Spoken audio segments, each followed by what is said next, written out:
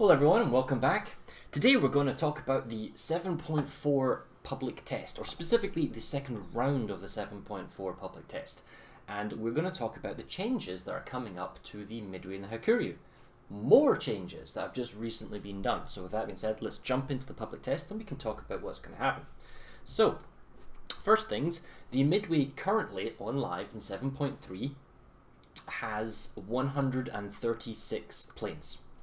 That is its number. Its rival, the Hakuryu, has 100, so it's quite a large reserve capacity. That, in the first round of testing, was reduced to 96, but now, the Wargaming has realised maybe that was a bit much, so they've actually bumped it back up to 116. So, that's kind of positive. What does that mean? Well, I have written it kind of down here. I got the exact breakdown from Wargaming, what that means in terms of plane numbers. The new Midway fighter count is 35 fighter planes. It is 40 torpedo bombers and it's 41 dive bombers. How many waves is that? Well, in terms of full waves, so for the Midway that's 14 is one full wave, so that's 7 is 14. You have 2.5 full waves. So you can have 14 take off, lose them all, 14 take off, lose them all, and 7. So 2.5 waves is pretty good. It's pretty strong. The thing is, it's not as bad as a nerf as it was before. The torpedo bombers, you have 40 of them. What does that mean? Well, now you get 3 waves of 12 and you get 4 left over. Now this is the really good thing, because before, when it was 96, the numbers were quite reduced and you only had like 2 and a bit waves, but now with 116 most of the planes have gone into the torpedo bombers, and so this helps make up for the fact that torpedo bombers remain tier 8. It's not that you're being wasteful, and it's just that the anti-air at that tier is going to kill a lot of planes, so now you have the reserves to keep bombing kind of longer throughout the game. So that's good, right? And then the dive bombers, we have 41, and that's tier 10 dive bombers that can use an HE or AP. So those are the numbers for the Midway. The next part we want to talk about, because this ties somewhat very directly into it, is the Hakuryu. The Hakuryu's standard control package, so it comes stock 232. That's 2 fighters, 3 torpedo bombers, 2 dive bombers. And then we know about the fighter setup, which is 422. But interestingly, Wargaming has decided to change what used to be the standard Hakuryu balance setup, where you got 2 fighter planes, 3 torpedo bombers, and 3 dive bombers. And now they've gotten rid of a dive bomber and given you a 3rd fighter plane. Now that's just... That's really powerful for the Hakuryu. Now let's think about this logically. What are the plane numbers and why did Wargaming do this? Okay, so the old plane numbers from 233 was 25 fighter planes, 38 torpedo bombers, and 37 dive bombers. What could 233 do? Well, it could do a lot of scouting with the dive bombers. They didn't do a lot of damage. They only really were there for kind of doing fires and scouting. So it was good at scouting. You could scout with 1, 2, or even 3 of the dive bomber waves. The dive bombers are fast. They can elude the tier 9 fighters of the Midway, and they can also somewhat elude the tier 10 fighters of the Hakuryu. So that was that. And then you had 3 torpedo bombers, they could cross drop, and you had 2 fighters. Now the issue was always the 2 fighters of the Hakuryu could not go toe to toe with the 2 fighters of the Midway. It's basically 10 planes against 14 planes. So it's, you know, but the fact is the Hakuryu paid for that because it got better strike potential, and the Midway got better fighter control and fighter reserves, and it would have slightly weaker bombing offensive, and that's how they kind of balanced it out. That's not the case anymore. Now they've taken away a dive bomber, so can the Hakuryu still scout? Yeah, 2 waves can still scout. They can still have multiple sources of fire, and they've given the fighter plane over to the Hakuryu. So now the Hakuryu has 15 fighters in the air, but crucially it has a 3rd wave. That's the important thing here. It can out-micro the enemy Midway. So it has really good air control in terms of number of waves, the number of effective strafes it has at the sky and the time. Now, what are the plane numbers? So the new Hakuryu has 30 fighter planes. So it's gone up by 5 total fighters, and it has an extra wave. The torpedo bombers have gone from 38 up to 40, so it's actually gained 2 torpedo bombing planes, which is like really good because that's its main offensive capability. And then the dive bombers have gone from 37 down to 30. So you're like, okay, so I still have quite a lot of dive bombing planes, 30 in total, so that's 3 waves, 10, 10, 10, full waves for the dive bombers.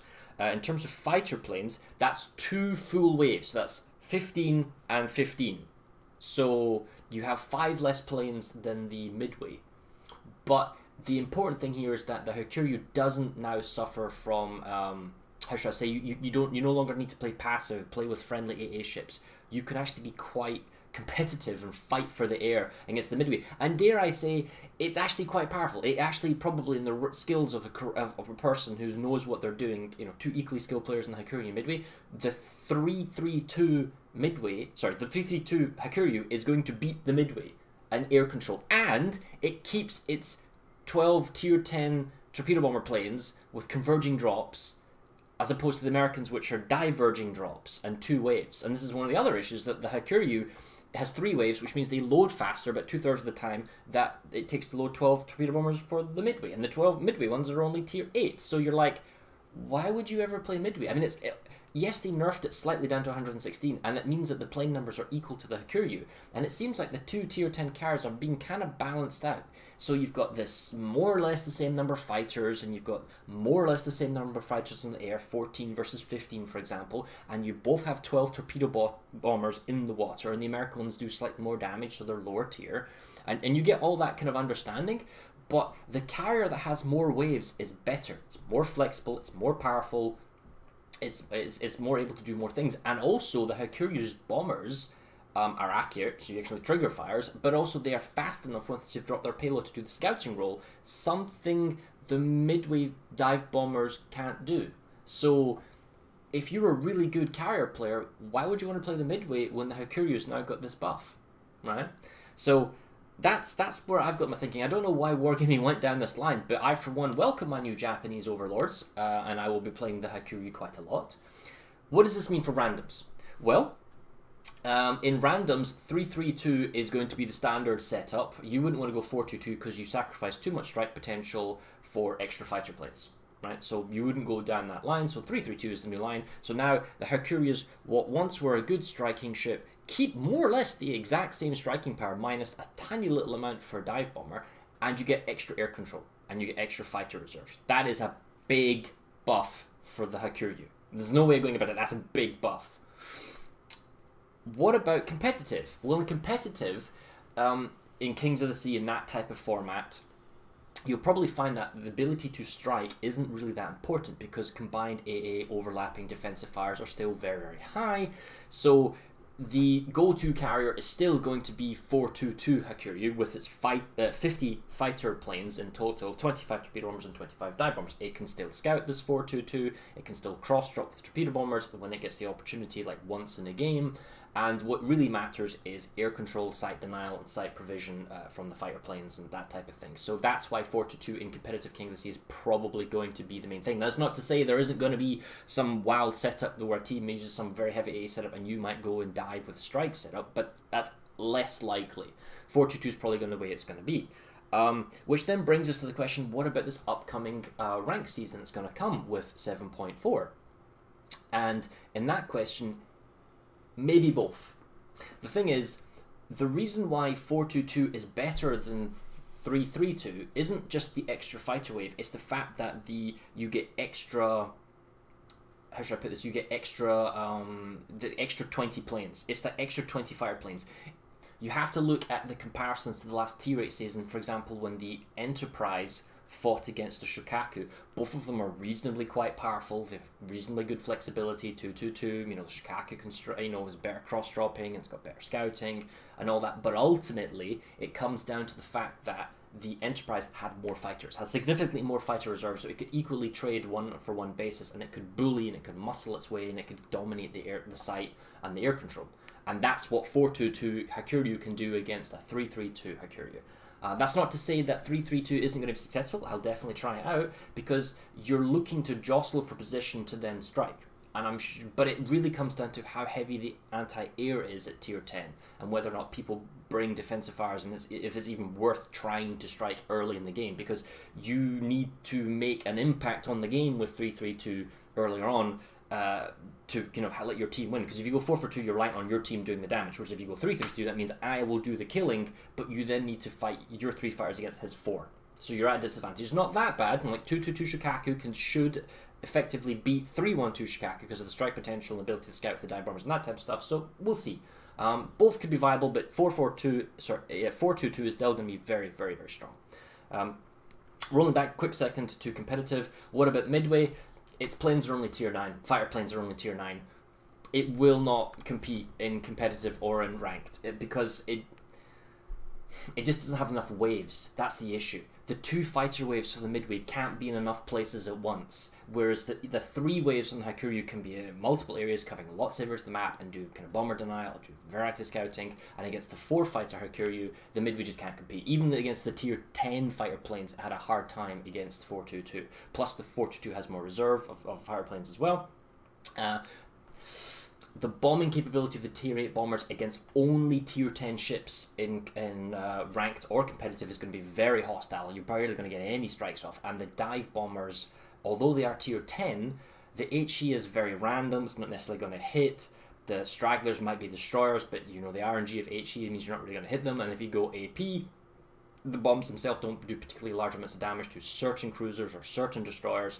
They do very little meaningful damage to battleships, but they only do it against cruisers, and those cruisers typically have a defensive fire, usually. But unless the meta's like heavily hydro and no one uses defensive fire and you have a carry and you manage to get in. So the fact is the Hakuryu 332 powerful? For randoms, absolutely crushingly amazing. It's great. It basically raises the Hakuryu's weakness of air control up to the point it can fight the Midway while keeping its strike potential. And the Midway, while the nerf isn't that bad from 136 now down to 116, it's still...